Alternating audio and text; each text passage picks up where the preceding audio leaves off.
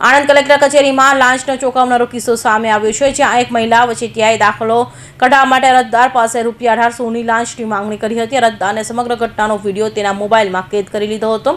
ત્યારબાદ આ ઘટનાનો વિડીયો સોશિયલ મીડિયા પર વાયરલ થયો છે, જેનાથી સમગ્ર વિસ્તારમાં ચકચાર મચી ગઈ છે।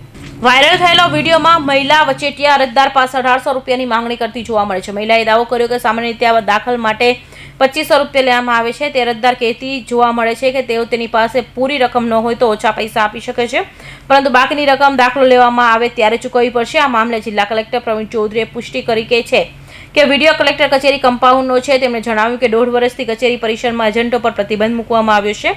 અગાઉ 9 એજન્ટ સામે ફરિયાદ નોંધાઈ છે અને આ મામલે પણ તાત્કાલિક પગલાં લેવામાં આવ્યા છે। દાખલો કઈ ચાલો બર ગરમી સુધારાની પ્રોસેસની છે।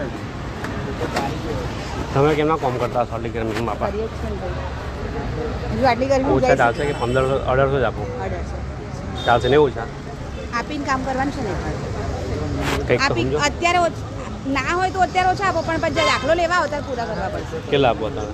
જે આપવા ચલો વાંધો નહીં, 1800 આપી દો। ઓછા લેવા હોય તો ઓછા કરો ને, વાંધો નહીં હોય। આપીને કામ કરવાનું ને। આ તો પેલું કેવું કે હોસ્પિટલમાં જાય તો હું એટલે હોસ્પિટલમાં ને કામ તો લાગે ને। 2500 રૂપિયા લઉં। બરાબર। આ તમારે હોસ્પિટલ છે ને એટલા માટે, બાકી 2500 રૂપિયા દાખલાના લો 1 કલાકમાં આપી દઉં ને। આવી રીતે એક સમયમાં કોઈ જગ્યા પર સિક્કો મારવા નહીં જવાનું, નગરપાલિકાનો દાખલો લેવા નહીં જવાનું, 2500 રૂપિયા ફી લો। બરાબર।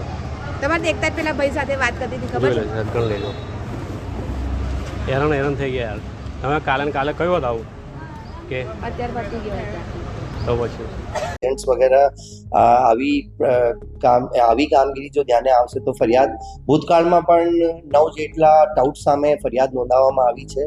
આજે પણ આ વિડીયો સામે આવ્યાથી તાત્કાલિક પ્રાંત અધિકારી તરફથી તપાસ પણ થઈ હતી। 2 અહીંયા ટાઉટ્સ આજે પણ મળ્યા હતા, જેના સામે એફઆઈઆર થઈ છે અને જે વિડીયોમાં બેન છે વિડીયોમાં એમના સામે પણ એફઆઈઆર આજે પ્રાંત અધિકારી તરફથી નોંધવામાં આવી છે। આણંદ કલેક્ટર કચેરી કમ્પાઉન્ડ તેમજ શહેર અને ગ્રામ્ય મામલતદાર કચેરી બહાર 100 મીટર ત્રિજ્યામાં એજન્ટો પ્રવેશતા પ્રતિબંધ હોવા છતાં કેટલાક એજન્ટો ગેરકાયદેસર રીતે ટોળી બનાવી કચેરીમાં પ્રવેશતા અરજદારને ઉલટી સીધી વાતો કરી લલચાવી તેમજ ગેરમાર્ગે દોરીને રૂપિયા પડાવતા હોવાની માહિતી આણંદ ટાઉન પોલીસને મળી હતી, જેથી પોલીસની ટીમ આજ રોજ સાંજના સમયે આણંદ કલેક્ટર કચેરીમાં દરોડા પાડ્યા હતા। વિડીયો વાયરલ થયા બાદ પ્રાંત અધિકારીને તાત્કાલિક તપાસ હાથ ધરી છે અને મહિલા વિરુદ્ધ એફઆઈઆર નોંધાવી છે। કલેક્ટરે સ્પષ્ટતા કરી છે કે જનસેવા કેન્દ્રમાં માત્ર સરકાર દ્વારા નિર્ધારિત ફીસ લેવામાં આવે છે। જિલ્લા કલેક્ટર નાગરિકોને અપીલ કરી છે કે કોઈપણ પ્રકારના વધારાના નાણાં ન આપે અને જો લાંચની માંગણી થાય તો તાત્કાલિક પોલીસ અથવા એસીબીને સંપર્ક કરે।